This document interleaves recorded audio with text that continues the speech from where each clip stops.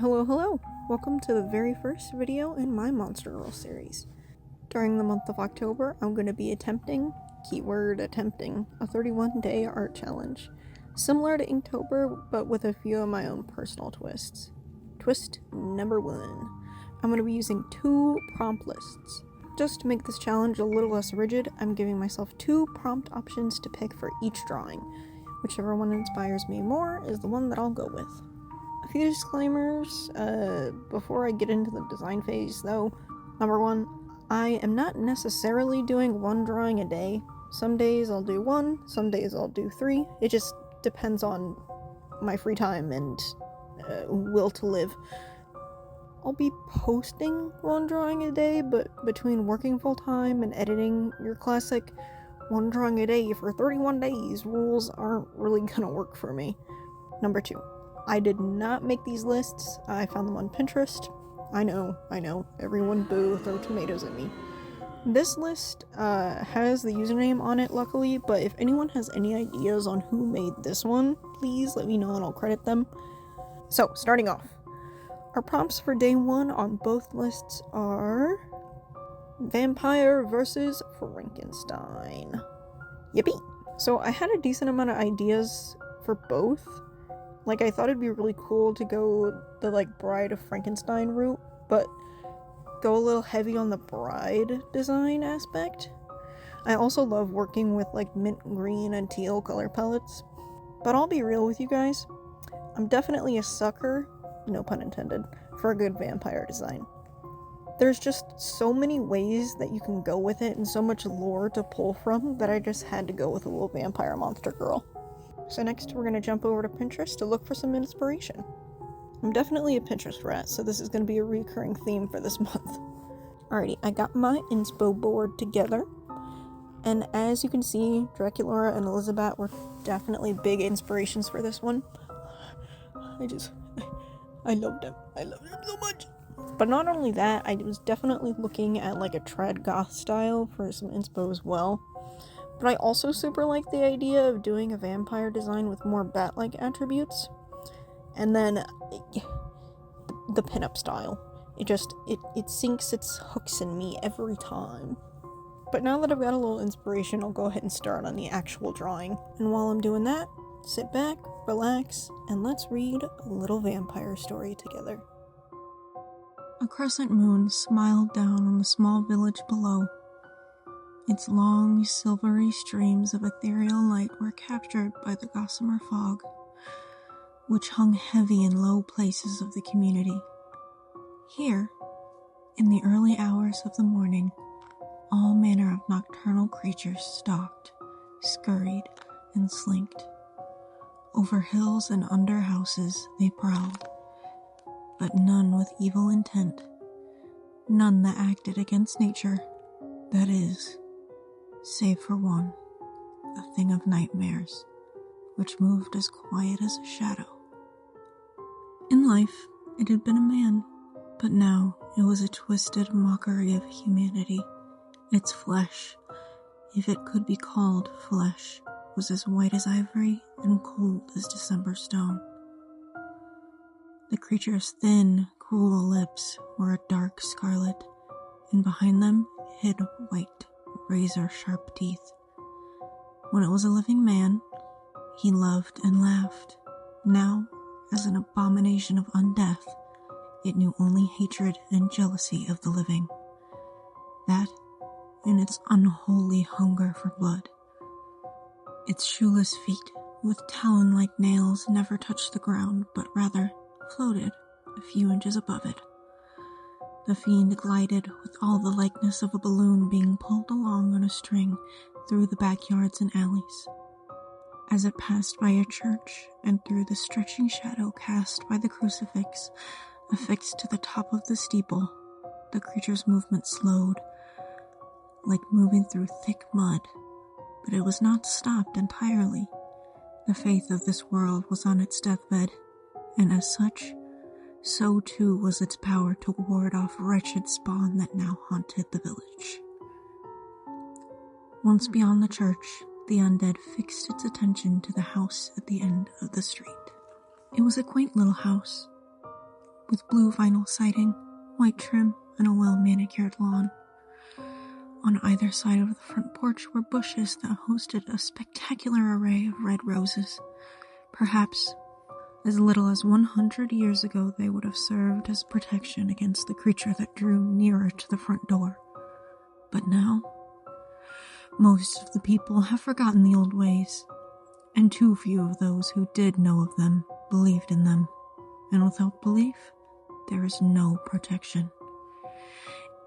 It did not for a single moment hesitate at the front door, but passed through it as easily as steam through a grate. Up the stairs it glided without effort. A mother and father slept in the master bedroom, but the creature would not be visiting them tonight. Tender as the flesh of a child, and sweet as the blood of the innocent, sweeter still are the tears of a grieving mother who would serve as its sustenance after the boy was limp and cold. The child was awake and tossed and turned in his bed. Strange and terrifying dreams kept him awake, and he could not rid himself of the anxiety they brought. Earlier that evening, after a particularly fitful dream, the boy ran to his parents' room, and he asked to sleep with them. His mother climbed out of the bed and hugged the child and said a few words of comfort to him. His father sat up on the other side, took the boy's hands in his, and said, "Son, you're getting to be a big boy now. Your mother and I love you very, very much. And if you want to sleep in here, of course you can. But I think you're a pretty brave little guy. And you aren't going to let some bad dream scare you into having to put up with your mother snoring." His mother playfully slapped her husband's leg in feigned offense. This made the boy laugh some, and he felt a little more at ease. He nodded at his father, with a renewed resolve to sleep in his own room that night. Before he turned to leave, his father continued, "You don't have to be afraid of anything. Monsters aren't real, and what isn't real can't hurt us." When the boy left the room, his parents returned to bed. It was almost 2 o'clock in the morning when the thing entered the boy's room. The child gasped when he saw it in his doorway. Its eyes sat back in deep, hollow sockets and had the likeness of tiny blue flames similar to that of a candle. It drew in on the child slowly, relishing in the growing fear of its prey. Its lips stretched into a malicious smile, and the boy shook his head in vigorous denial of the terror that was inching closer and closer. Like dark tendrils, every shadow in the room seemed to stretch and grow, until the child was completely encapsulated in unnatural darkness that held him in place.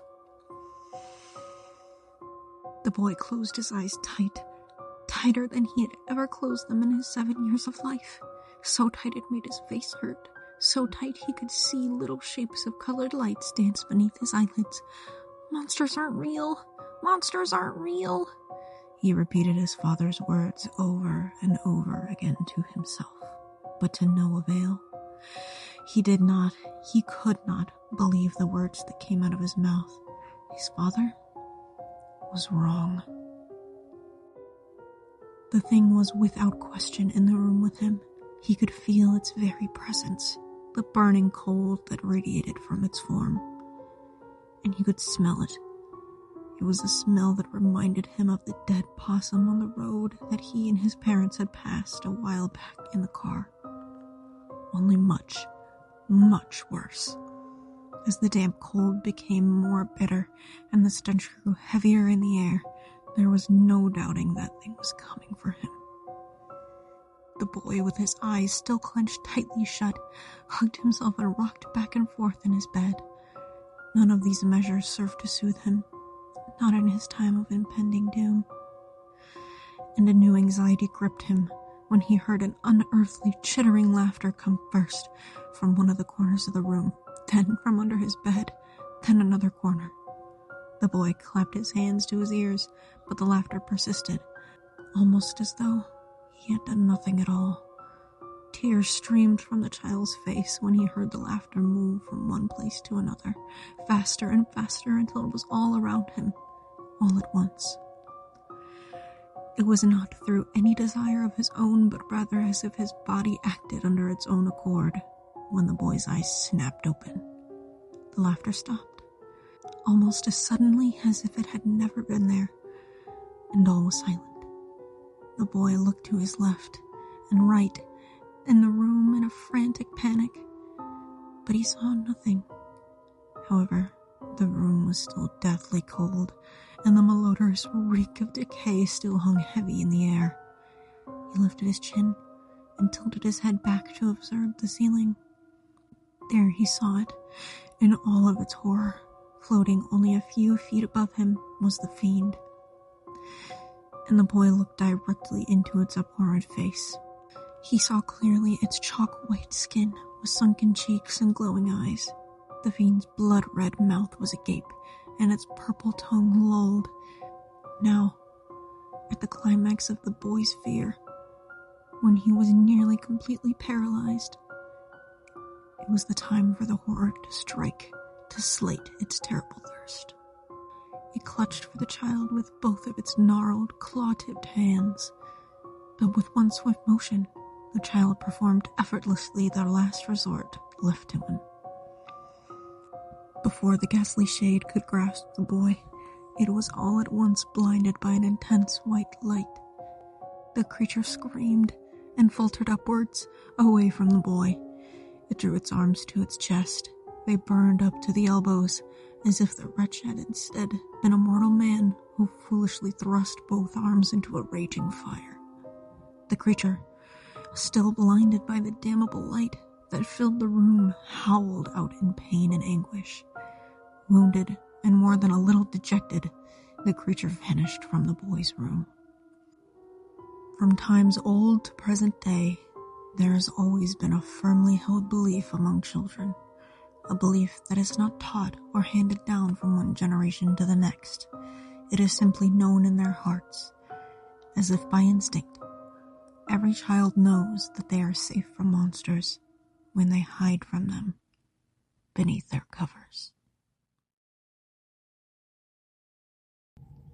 And with that, our little vampire lady is done. I'm quite happy with how she turned out. Actually, I think she's super cute. Maybe a little more Batgirl than Vampire Girl, but I still really like it. If you'd like to stick around for the rest of my Monster Girl series, go ahead and give the channel a follow so you can stay tuned.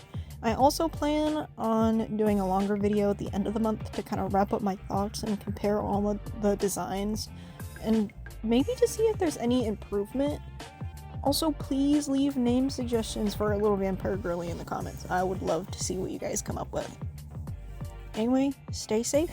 Bye!